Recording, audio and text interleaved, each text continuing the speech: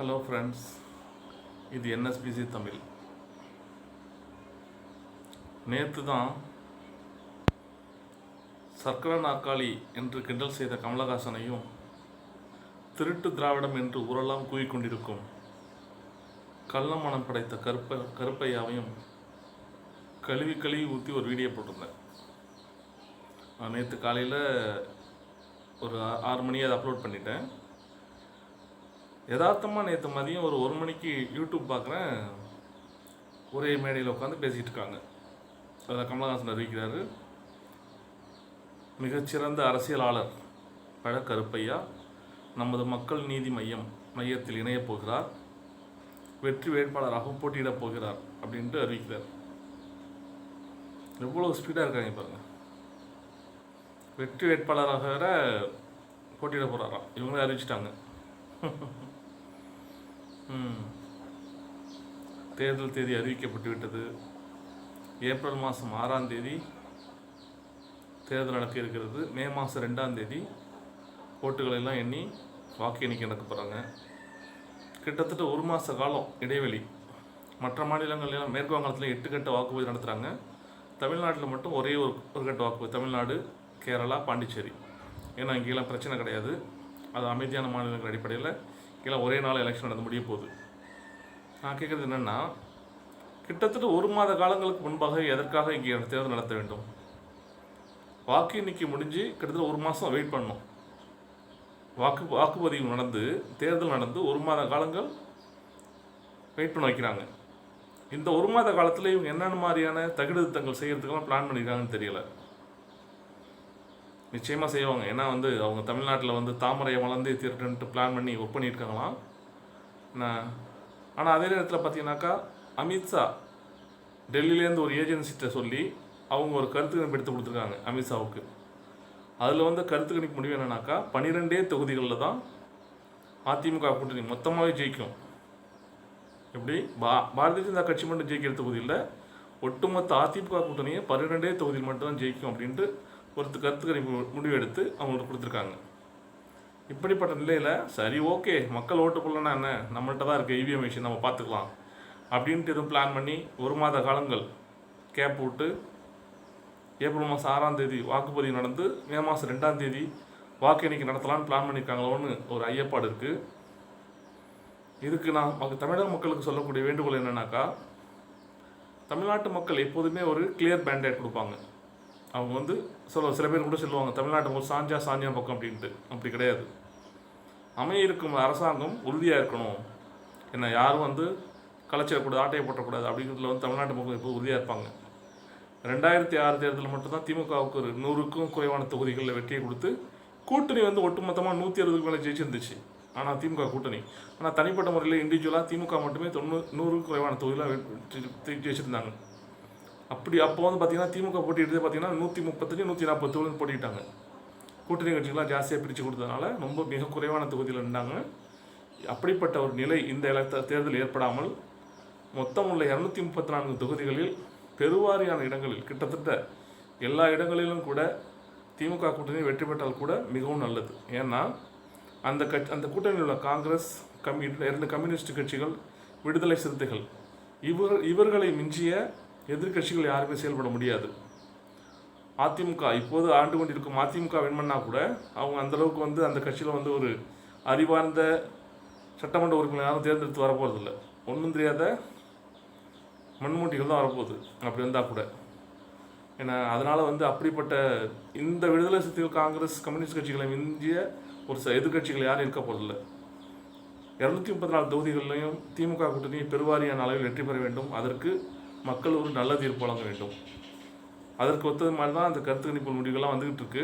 திமுகவுக்கு ஃபேவராக அமித்ஷா எடுத்து கொடுக்க சொன்ன கருத்து கணிப்பே பார்த்தீங்கன்னா 12 தொகுதி தான் வரும் அதிமுக கூட்டணின்னு சொல்லியிருக்காங்க. அதனால் பார்க்கலாம். தமிழக மக்களுக்கு எங்களுடைய வேண்டுகோள் என்னவென்றால், இந்தியா முழுவதும் ஜனநாயக படுகொலை செய்து கொண்டிருக்கும், திருட்டுத்தனம், தில்லுமுழுத்தனம், தகிடுத்தங்கள் செய்து ஆட்சிகளை பிடித்து கொண்டிருக்கும் பாரதிய ஜனதா கட்சி தமிழ்நாட்டிலும் அப்படிப்பட்ட சித்து வேலைகளை செய்யாமல் இருக்க வேண்டும் என்றால், தமிழ்நாட்டில் பெரும்பாலான தொகுதிகளில் 234 தொகுதிகளிலும் கூட திமுக கூட்டணியை வெற்றி பெறுவதற்கு தமிழக மக்கள் வாக்களிக்க வேண்டும். அப்படி செய்தால் மட்டுமே தமிழ்நாட்டில் இந்த பாசிச கும்பலின் சதித்திட்டங்கள் நிறைவேறாமல் தமிழ்நாடு பாதுகாக்கப்படும். தமிழ்நாட்டின் உரிமைகள் மீட்டெடுக்கப்படும். மாநில சுயாட்சி நிலை பெறும். தமிழ்நாட்டு மக்களுக்கான உரிமைகளை நாம் போராடி பெற முடியும். அதற்கான நல்ல தீர்ப்பை தமிழக மக்கள் வழங்குவார்கள் என்று நாம் எதிர்பார்ப்போம். ஓகேயா? சரி, சென்ற வாரம் நிகழ்ந்த சில நிகழ்வுகளை பற்றி நம்ம ஒரு கேள்வி நானே பதில் நானே பகுதியில் ஸ்டார்ட் பண்ணுவோம். பாண்டிச்சேரியிலையும் கோயம்புத்தூர்லையும் நம்ம பிரதமர் பேசிட்டு போயிருக்காரே. ஆமாம், பேச்சுன்னா பேச்சு, இப்படிப்பட்ட பேச்சு இந்தியாவில் எந்த பிரதமரும் பேசியிருக்க முடியாது. அவருடைய தகுதிக்கும் அவர் வகித்து வரும் பதவிக்கான தகுதியையும் மீறி தரந்தாழ்ந்து பேசியிருக்கார். பாண்டிச்சேரியில் என்ன பேசியிருக்காருனாக்கா, நாராயணசாமி தங்களுடைய காங்கிரஸ் கட்சியின் தலைவர்களுக்கு அவர்களுடைய செருப்பை தூக்கி கொண்டு டெல்லியில் அலைந்தாராம். அப்படியெல்லாம் பேசியிருக்கார். அப்படியெல்லாம் அவர் அலைஞ்சதுனால தான், அடிமை சேவை செஞ்சதுனால தான் அவருக்கு பாண்டிச்சேரி மாநிலத்துடைய முதலமைச்சர் பதவி அவர் கிடைச்சிச்சான். இப்படியெல்லாம் படுக்கையாலாம் பேசியிருக்கார். இந்தியாவுடைய எந்த பிரதமரும் இப்படிப்பட்ட ஒரு பேச்சையெல்லாம் இது வரைக்கும் பேசியிருப்பாங்களா அப்படிங்கிறது ஆச்சரியமாக தான். பேச வாய்ப்பே இல்லைன்னு தான் நினைக்கிறேன். பேசியிருக்க மாட்டாங்க. அப்படி பேசியிருக்காரு. ஏன்னா அதான் அவருடைய தரம். ஏன்னா இவர்கிட்ட ஒரு பெரிய தரத்தை, is not intellectual, is not scholar, ஒரு பெரிய படிப்பாளியோ ஒரு மேதையோ எந்த விதமான அப்படிப்பட்ட எதுவுமே கிடையாது. அவர் கிட்டத்தட்ட கீழ்மட்ட லெவல்லேருந்து வந்த ஒரு ரவுடித்தனமான மனநிலை கொண்டவர். பெண்ணடிமைத்தனத்தை போற்றி பாதுகாக்கக்கூடிய, யாரையும் மதிக்காத, நான் என்ற அகங்காரம் கொண்ட ஒரு மனிதர். அப்படிப்பட்ட மனிதர்கிட்ட இப்படிப்பட்ட வார்த்தைகள் தான் வரும். அதை தவிர்த்து வேறு நல்ல வார்த்தைகள் எதிர்பார்க்க முடியாது. பாண்டிச்சேரியில் நாங்கள் எல்லாத்தையும் செஞ்சுருவோம், நீங்கள் உங்களால் நியமிக்கப்பட்ட கிரண்பேடி என்ற துணைநிலை ஆளுநர் தான் பாண்டிச்சேரி மாநிலத்தில் செயல்படாவிடாமல் எந்த விதமான நலத்திட்டங்களையும் நாராயணசாமி செய்வதற்கு வழி செய்யாமல் எல்லாத்திலும் முட்டுக்கட்டை போட்டு தடை பண்ணது கிரண்பேடி தான் பண்ணியிருந்தாங்க. இப்போ கிரண்பேடி எந்த விஷயத்தெல்லாம் தடை பண்ணாங்களோ அந்த விஷயத்தில் நாங்கள் பண்ணி முடிச்சிடுவோம், நலத்திட்டங்கள் செய்வோம் அப்படிங்கிற மாதிரி நாங்கள் ஆட்சியை பிடிப்போம் அப்படின்னு அவர் பேசியிருக்கார். நாராயணசாமி தாக்கி பேசிட்டு போயிருக்கார். ஓகே, அது முடிச்சா அடுத்தாப்புல கோயம்புத்தூர் மீட்டிங். கோயம்புத்தூர் மீட்டிங்கில் அவர் டிக்ளேர் பண்ணிட்டார், திமுக தான் எங்களுடைய முதல் பிரதான எதிரி அப்படின்னு டிக்ளேர் பண்ணுவாங்கள்ல, அது மாதிரி டிக்ளேர் பண்ணிட்டார். திமுகவை பற்றி அவ்வளோ ஒரு அவதூறுகளை அள்ளி வீசியிருக்கார். திமுக ஒரு ஊழல் கட்சி, அவங்க ரவுடித்தனம் பண்ணுவாங்க, சில முன்னாள் முதலமைச்சர் செல்வி ஜெயலலிதா பாடாப்படுத்துகிறாங்க, அவங்க அப்படியெல்லாம் பாடாப்படுத்தினால தான் அவங்க இறந்து போனாங்க, அந்த ரீதியில் அவர் பேசியிருக்கார். திமுக குடும்ப கட்சி, ஊழல் கட்சி, அந்த ஆட்சியை ஒழிக்கப்பட வேண்டும், அழிக்கப்பட வேண்டும், அப்படி இப்படின்லாம் ரொம்ப கடுமையான வார்த்தைகள் பேசியிருக்கார். பரவாயில்ல, இதற்குத்தான் ஆசைப்பட்டோம் நாங்களும். ஓகேயா? அதனால் ஒன்றும் பிரச்சனை கிடையாது. டிக்ளேர் பண்ணிட்டீங்க. பாருங்கள், 10 ஆண்டு காலம் தமிழக அரசியலில் ஆட்சியில் இல்லாத திமுக என்ற கட்சியை நோக்கி அதிமுக கம்பு சுற்றுது. பாரதிய ஜனதா கட்சி சண்டமானதும் புரிய ரெடியாக இருக்குது. இவங்களுக்கெல்லாம் ஒன்றும் தகுதி கிடையாது. திமுகவை எதிர்த்து நிற்கிறதுக்கோ திமுகவை தோற்கடிக்கோ எந்த விதமான மக்கள் செல்வாக்கோ தகுதியே கிடையாது. ஆனால் இருந்தாலும் ஒரு பாரத பிரதமரே பேசுகிறார். அவர் என்ன நினைக்கிறாருனாக்கா, அதிமுக என்ற கட்சி சைட் பண்ணிடணும். களம் இப்போ மட்டும் இல்லை, இந்த எலெக்ஷன் இந்த தேர்தலும் இல்லை, அடுத்து வரக்கூடிய பாராளுமன்ற தேர்தலில் கூட களம் என்பது திமுக வெர்சஸ் பாரதிய ஜனதா கட்சி அப்படின்னு ஒரு நிலையை உருவாக்கணும். அவங்களுடைய கொள்கை தானே. எந்த மாநிலத்தில் கூட்டணி கட்சியில் இருந்தால் கூட பிரதான கூட்டணி கட்சியை சைட்லைன் பண்ணிவிட்டு அவங்கள அழிச்சிட்டு இவங்க தான் மெயினுக்கு வந்துடுவாங்க. மகாராஷ்டிராவில் அப்படி தான் நடந்துச்சு, பீகாரில் அப்படி தான் நடந்துக்கிட்டு இருக்கு. நிதிஷ்குமார் சும்மா பேரளவில் ஒரு முதலமைச்சர் உட்காந்துட்டுருக்காரு. இவங்க அவரை வேணுக்குன்னு பிளான் பண்ணி அவரை டம்மி பண்ணிவிட்டு அதிக எம்எல்ஏக்களை கொண்ட கட்சியாக பாரதிய ஜனதா கட்சி இருக்குது, எல்லாம் பண்ணிட்டாங்க. இப்போ அதே விஷயத்தை தமிழ்நாட்டிலையும் அப்படி அப்ளை பண்ணி பார்க்க போகிறாங்க. இப்போ அதிமுக என்ற கட்சி டோட்டலாக அவங்க அதிமுக என்ற பேரே மென்ஷன் பண்ணல. எடப்பாடி அடுத்த முதலமைச்சர் வேட்பாளர் எடப்பாடி தான் அப்படின்னு அந்த கூட்டணி அறிவிச்சிருக்காங்க. ஆனால் எடப்பாடி பழனிசாமியோட பேரை மென்ஷன் பண்ணாமையே அதிமுக ஆட்சி தமிழக அரசு அப்படின்னு மென்ஷன் பண்ணுறாராம். அதோடு இல்லாமல் திமுகவுக்கு எதிரான ஒரு பெரிய நிலைப்பாடு எடுத்திருக்காரு. இதற்கு தான் ஆசைப்பட்டான் பாலகுமாரா, நல்லதுதான், ஒன்றும் பிரச்சனை இல்லை. இப்போ கிளியராகிடுச்சு பாருங்கள். எல்லா கட்சிகளுமே தனித்தனியாக நின்றாலும் கூட திமுக என்ற ஒற்றை கட்சி மட்டும் எதிர்த்து கலங்காணுது. அதிமுக எதிர்க்குது, பிஜேபி எதிர்க்குது, நாம் தமிழர் கட்சி எதிர்த்துருக்காங்க. இப்போ கமலஹாசன் தலைமையில் இன்னொரு 3வது நிலம் ஃபார்ம் பண்ண போகிறாங்களாம். எல்லாருமே எதிர்க்கிறாங்க.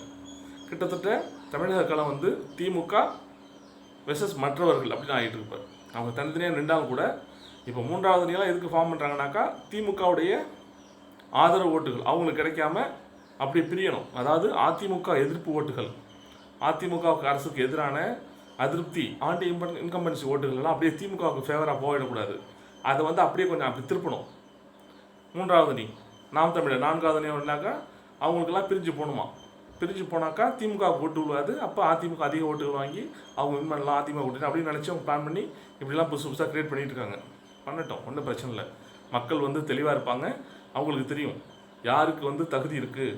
10 ஆண்டு காலமாக இவங்க யாருடைய செயல்பாடு எப்படி இருந்துச்சு, இந்த அரசாங்கம் எப்படி செயல்பட்டுச்சு, எதிர்க்கட்சி தலைவர் மு க ஸ்டாலினுடைய செயல்பாடுகள் எப்படி செயல்பட்டுச்சு எல்லாமே தெரியும்.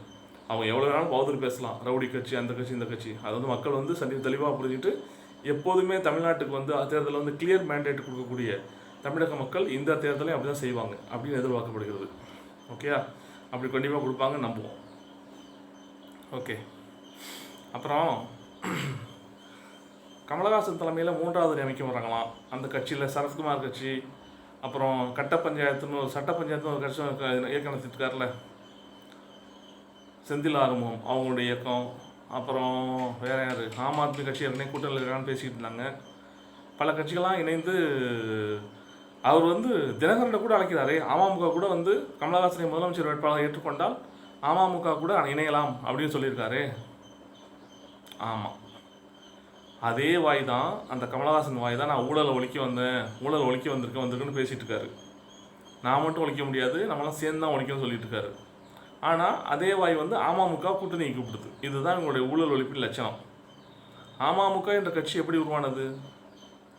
அதிமுக முதல்வராக அந்த ஜெயலலிதாவோடு சேர்ந்து சசிகலா, இளவரசி, சுதாகரன் போன்ற எல்லாரும் இணைஞ்சு வந்து ஊழல் பண்ணாங்க அப்படின்ட்டு தீர்ப்பு உயர்நீதிமன்றத்தில் தீர்ப்பு சொல்லப்பட்டு இப்போ சசிகலா ஜெயிலில் வந்திருக்காங்க. சசிகலாவை நீக்கிட்டாங்க, தினகரன் நீக்கிட்டாங்கன்னு அந்த அடிப்படையில் தான் அமமுக என்ற கட்சியை உருவானது.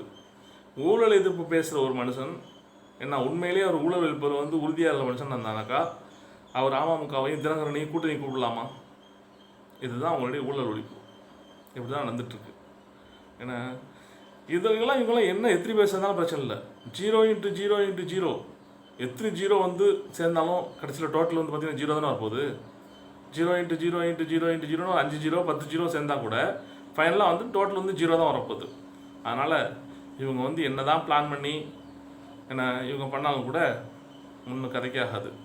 அப்புறம் கமலஹாசன் சொல்லியிருக்காரு, எப்படி சொல்லியிருக்காரு, 5 வருடங்கள் மிஞ்சி போனால் அடுத்த 10 வருடங்கள் அது வரைக்கும் தான் நான் வந்து அரசியலில் இருப்பேன். ஏன்னா இது வந்து அரசியல் என்பது கமலஹாசனை பொறுத்தவரைக்கும் ப்ராஜெக்ட். எப்படி ஒரு படத்தில் நடிக்கிறாரோ கால் ஷீட் கொடுத்து 100 நாள் 150 நாள் கால் ஷீட் கொடுத்து அந்த படத்தில் நடிச்சுட்டு அதுக்கான ஊதியத்தை எத்தனை கோடி பணம் வாங்கிக்கிறாரோ அதே மாதிரி தான் இவருக்கான ப்ராஜெக்ட். எப்படின்னா 10 வருஷம் 15 வருஷம் மேக்ஸிமம். ஏன்னா அதுக்காக வந்து நியமிக்கப்பட்டிருக்கார். அவர் எப்படி படத்தில் நடிச்சாரோ நடிகராக வந்து நடிச்சிட்டு இருந்தாரோ அதே மாதிரி இப்போ அரசியல்வாதியாக நடிக்கிறதுக்காக யாரோ அசைன்மெண்ட் கொடுத்துருக்காங்க. அதனால தான் அவர் சொல்கிறார், நான் 5 முதல் 15 வருடம் தான் அரசியலில் இருப்பேன், அதுக்கு மேலே அரசியலில் இருந்து சர்க்கரை நாளில் உட்கார்ந்து கொண்டு மக்களை ஏமாற்ற மாட்டேன் அப்படின்னு சொல்லிட்டார். அவர் என்னதான் அவர் வந்து பிஜேபியோட பி டீமாக இருந்து ஆர்எஸ்எஸ் உடைய வலதுசாரி இயக்கங்களுடைய கொள்கையெல்லாம் அவர் பரப்புறதுக்கு அவர் வந்து மறைமுகமாக அவரை பிளான் பண்ணி இறக்கியிருந்தாலும் கூட அவரையும் அறியாமல் அவரிடமிருந்து அவருடைய வாயிலிருந்து வார்த்தைகள் வந்து விடுகின்றன. என்ன அப்படி இப்படின்ட்டு உண்மையை சொல்லிடுறாரு. ஏன்னா நீட்டுக்கு சம்மந்தப்பட்ட கருத்துக்கள் சகோதரி அனிதா தற்கொலை செய்து கொண்ட போது கருத்துக்கள் கேட்டபோது பதிலே சொன்னாத கமலஹாசன் சூரப்பா விஷயத்தில் மட்டும் எப்படி பாஞ்சு வந்தார் எல்லாருக்கும் தெரியும், தமிழக மக்கள் எல்லாம் பார்த்து தான் இருக்கும்.